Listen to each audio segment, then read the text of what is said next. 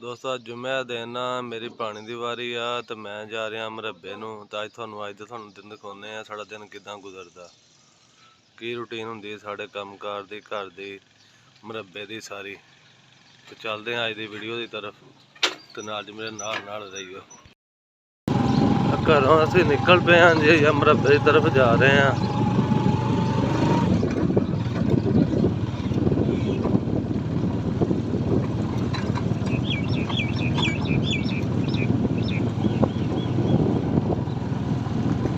ਅੱਜ ਤੁਹਾਨੂੰ ਅਸੀਂ ਆਪਣੇ ਸਾਰੇ ਦਿਨ ਦਾ ਰੂਟੀਨ ਦਿਖਾਵਾਂਗੇ, ਅਸੀਂ ਕਿਸ ਤਰ੍ਹਾਂ ਕੰਮ ਕਰਦੇ ਹਾਂ।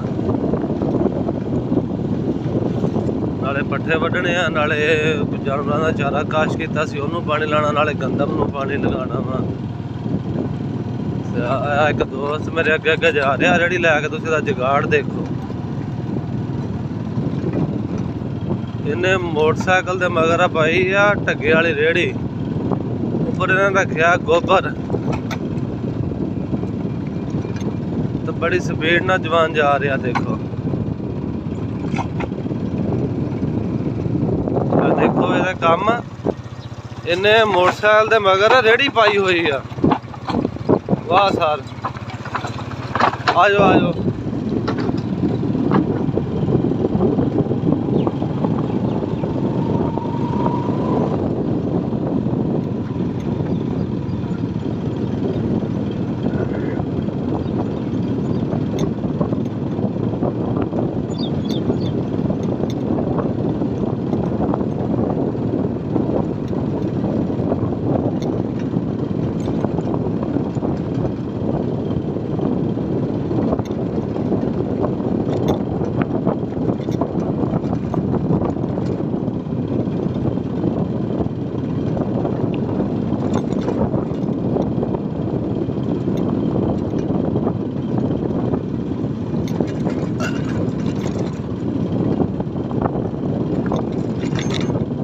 पट्ठे भी असीं वढ़ने इसलिए कि साढ़े पानी अज लग जाना वा, तो पट्ठे भी सुबह वढ़ लांगे, पट्ठियां नूं भी पानी लग जाना वा, ते गंदम नूं भी पानी लगाना वा।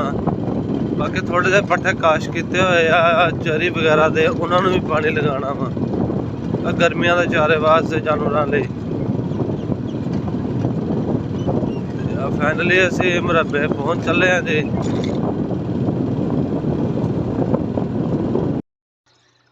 इत्थों असीं दोस्तों पानी बन्नना वा, इधरों पानी आ रहा वा खाल विच, ते इधर नूं सीधा जा रहा वा, ते साडा आड़ नक्का वा। असीं इधर नूं पानी लैके जाना वा इस खाले।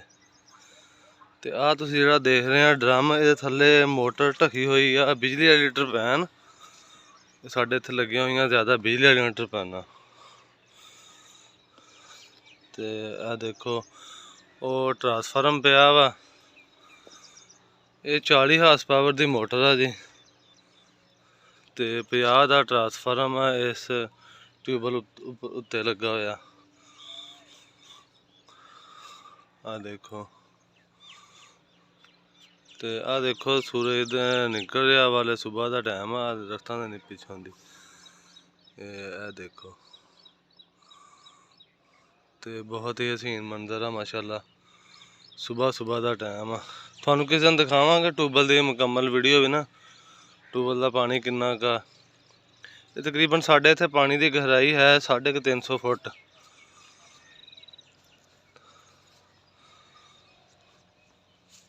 इस खड़े असीं पानी लैके जाना वा। पानी मरब्बे आ गया जी, तो हुण पानी असीं चरी बीजने आ। तुसीं देखो जानवरां ने चारा काश्त कर रहे हैं गर्मियां के मौसम का। चरी बीजी आ, देसी चरी और हाईब्रिड बीज दोवें मिक्स करके तो वो काश्त की है। जो जर्मीनेशन होएगी थोड़ा वो भी शेयर करांगे इंशाल्लाह दोस्तों नाल, कि किदां दी जर्मीनेशन किदां दी है बीज दी, क्योंकि हर जिमींदार की जरूरत आ। इधर मेरी गंदम की फसल खड़ी है, इनू आखिरी पानी अज लगाना वा। की हाल है फलक शेर, आ गए पट्ठे लैन? ਤੇ ਪੱਠੇ ਆਪਾਂ ਕੀ ਜਾਨਵਰ ਰੱਖੇ ਆ? ਜਾਨਵਰ ਹੈਗਾ 2-3 ਗਾਈਆਂ, 4-5 ਬੱਕਰੀਆਂ, ਅੱਛਾ ਇੱਕ ਮੱਝ ਹੈ।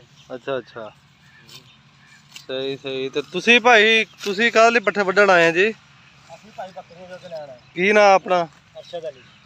ਅਰਸ਼ਦ ਅਲੀ। ਹਾਂਜੀ ਆ ਤੁਸੀਂ ਬੱਕਰੀਆਂ ਰੱਖੀਆਂ? ਹਾਂਜੀ, ਬੱਕਰੀਆਂ ਰੱਖੇ 5-7। ਤੇ ਠੀਕ ਕੰਮ ਚੱਲ ਰਿਹਾ ਵਾਈ ਬੂਈ ਦਾ? ਵਾਹੀ ਰੱਖੀ ਹੈ ਬਸ, ਕੋਈ ਜ਼ਮੀਨ ਨਾਲ। ਅੱਛਾ ਅੱਛਾ, ਸਹੀ ਹੋ ਗਿਆ, ਚਲੋ ਠੀਕ ਹੋ ਗਿਆ।